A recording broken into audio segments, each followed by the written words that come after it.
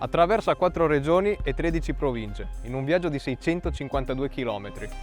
La vita di tutti noi è legata a lui da millenni e ha creato la nostra terra. Stiamo parlando di un fiume, il Grande Fiume.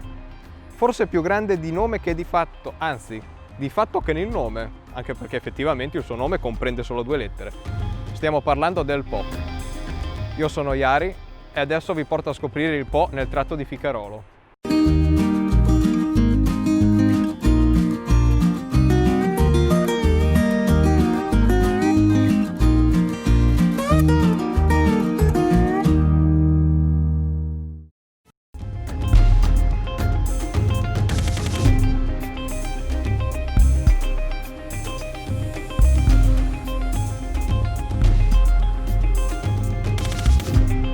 Il Po è il più grande fiume italiano, con una lunghezza di 652 km e un bacino idrografico di 71.000 km², raccoglie la maggior parte delle acque degli affluenti che scendono dalla catena dalle Alpi e dagli Appennini. Il suo scorrimento ha creato quella che oggi è la pianura padana, accumulando nel corso di secoli strati su strati di detriti alluvionali. La sorgente del Po si trova in Piemonte, in località Pian del Re, sul Monviso, alle mie spalle geograficamente, ma che non potete vedere in questo momento per circa 500 km di motivi, mentre la sua foce a delta si trova sul mare Adriatico tra le province di Rovigo e di Ferrara, nell'omonimo parco del delta del Po. La pesca in Po è ora per lo più relegata alla passione, pescatori che gettano l'amo dalle rive o dalle barche. Oggi come va? Si prende? Un po', giustamente un po', si prende un po'. Il tratto ficarolese del fiume ha una particolarità unica, è infatti il confine di non 2, ma ben 3 regioni: Veneto, Emilia e Lombardia. Il ponte che unisce Ficarolo a Stellata di Bondeno, infatti, unisce la provincia di Rovigo con quella di Ferrara, quindi il Veneto e l'Emilia-Romagna. Ma una volta giunti sulla sponda emiliana sarà sufficiente svoltare a destra e percorrere poche centinaia di metri per arrivare in provincia di Mantova, quindi in Lombardia. La storia di terre confinanti è legata al Po dalla caduta dell'impero romano. Regni, ducati, signorie, lungo la tratta del grande fiume si sono consumate battaglie e armistizi. Fino al 1664 sulla sponda ficarolese si trovava una fortezza gemella della Rocca di Stellata, edificio che è tuttora presente. Tra le 2 fortezze erano tese catene per fermare i trasporti, una sorta di dogana fluviale per controllare il commercio e chiedere i dazi. Negli anni successivi una serie di pieni distrusse la Rocca di Ficarolo.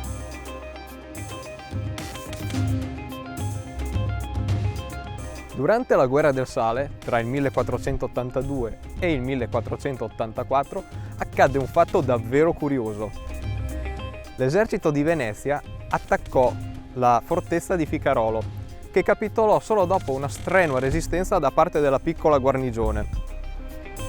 Questa resa, se possiamo così chiamarla, del piccolo esercito di Ficarolo portò alla firma di quella che è chiamata la Pace di Bagnolo. Il numero di morti però fu enormemente più alto tra i veneziani, perché l'area paludosa di Ficarolo era infestata dalla malaria. Il lungo assedio provocò una grave epidemia che sterminò buona parte dell'esercito, ma che graziò i soldati di Ficarolo isolati all'interno della fortezza in condizioni igieniche migliori. Il dispendio di uomini e forze, sicuramente, facilitò quindi l'impresa veneziana, ma, come scrisse Vittor Sandi, storico della Repubblica, riuscì infelice l'acquisto poiché la infezione di quell'aere fece perir quasi tutto l'esercito. I valorosi soldati di Ficarolo ci insegnarono in effetti che lavarsi le mani è effettivamente molto importante. Lungo le rive del Po fioriscono centri abitati e attività da secoli. Agricoltura, commercio, pesca. Il Po ha sempre fornito tutto ciò che è necessario allo sviluppo dei territori, come l'acqua per i campi e gli acquedotti. Certo, nel corso del tempo ha dato tanto, ma si è anche preso molto in termini di vite umane. Le piene del Po sono periodicamente sfociate in alluvioni devastanti. La prima di cui si abbia notizia certa è la rotta di Ficarolo del 1152, che stravolse letteralmente il corso del fiume tra gli attuali Veneto ed Emilia. Quella più vicina a noi, però, o che si ricorda meglio, è la terribile alluvione del Polesine del 1951. È un ricordo all'alluvione che vedere le persone tipo Luciano Bianchi, per dire, che aveva il terreno staccato dall'argine, correvano tutti a rifugiarsi sulle banchine dell'argine perché avevano paura che il Po rompesse e loro si trovavano in distanza, quindi era pericoloso. E allora venivano con delle balle di fieno, facevano sulle banche, facevano dei recinti e mettevano dentro le mucche lì e stavano lì la notte a controllare le mucche perché era un momento così. E sempre c'era il pericolo, uno si aspettava da un momento all'altro che da qualche parte rompesse, perché all'interno c'erano punti che saliva l'acqua, cosiddetti fontanazzi, o non so qual è il termine esatto. E tutti si aspettavano, le famiglie, perché venivano verso Tontola, perché c'erano tante piante, tanti alberi. Col fatto che c'erano gli alberi, l'acqua andava molto piano, cioè rallenta la propria corsa, l'acqua con i boschi, c'erano dei boschi, c'erano tutti pioppi. E mio papà, da dove abitavamo noi, che noi non abitavamo più in Golena, perché intanto c'era un po' alto e poi la casa non c'era più, abitavamo dall'altra parte dell'Adige, cioè dove ci sono le case di Tontola adesso. E mio papà andava sull'argine, andava a vedere se il Po stava crescendo o si era fermato, e noi eravamo sotto il tavolo, coperti con dei panni, qualcosa, per tenerci un po' al caldo, pronti per scappare. Se capitava qualcosa, pronti per scappare. E mio papà ogni volta che andava su e veniva giù, lo vedevamo, come entrava dalla porta, si vedeva la faccia, che faccia aveva. Cioè che il Po continuava a crescere ancora di 2-3 centimetri l'ora. A un bel momento arriva giù, verso il mattino, che credo che dopo che sia stata la notte, che la mattina o la notte che abbia tracimato a occhio bello, che poi all'interno ha rotto e quindi l'argine si è aperto. È venuto giù al cala. Per dire, il Po sta decrescendo. Può immaginare la contentezza che c'era anche la Carmen, che era una bambina come me, avevamo 10 anni, e da lì insomma è passata la paura, ecco, la paura dopo, è passata la paura. E lì dopo è successo quello che è successo, che l'acqua è andata dappertutto, quello che è successo.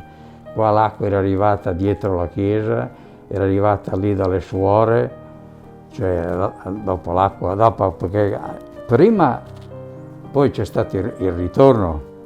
Con il ritorno dall'acqua c'erano dei punti qua da noi che dell'acqua ce n'erano parecchi, adesso io non mi ricordo.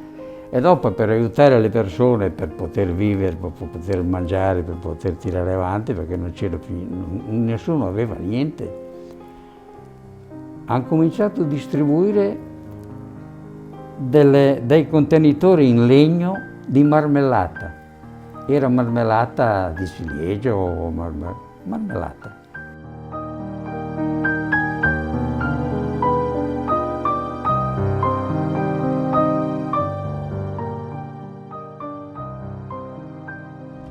Dopo l'alluvione del 1951 furono eretti gli imponenti argini sui quali stiamo camminando proprio in questo momento. Queste grandi opere, nate esclusivamente come protezione della pianura circostante, sono diventate nel corso degli anni importanti arterie stradali, con una vocazione sempre più turistica e sportiva. Gli argini e il fiume sono una meta molto apprezzata anche da fotografi e videomaker, proprio come quello che sta registrando in questo momento.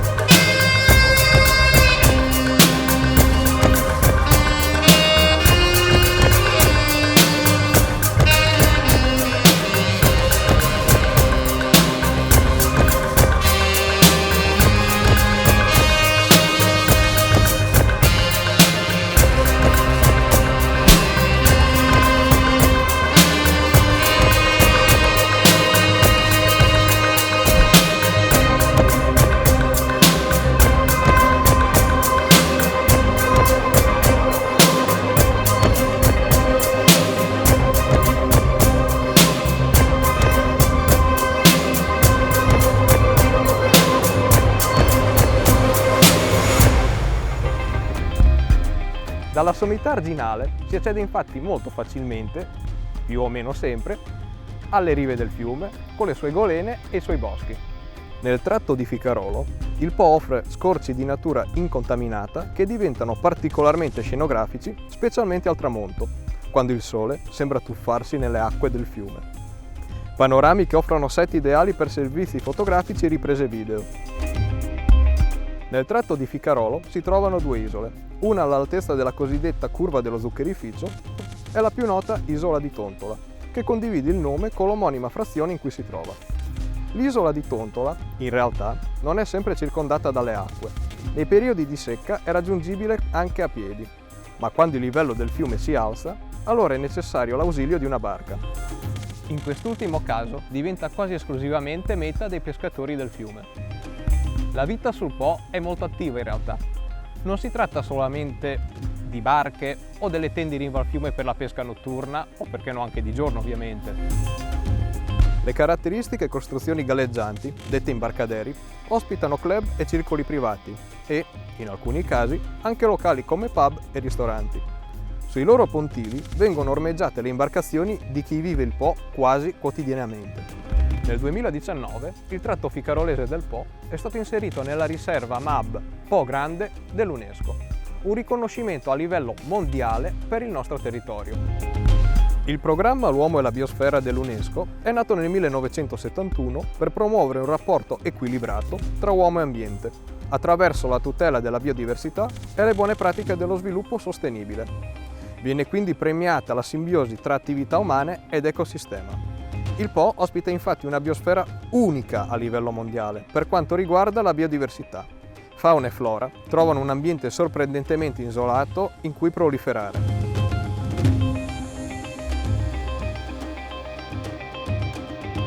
Finiamo così, sulla sponda del fiume, il nostro viaggio alla scoperta del Po a Ficarolo.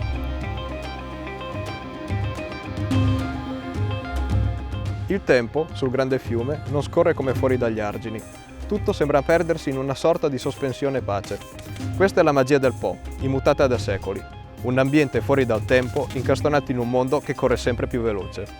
Io sono Iari e questo è il Po di Ficarolo.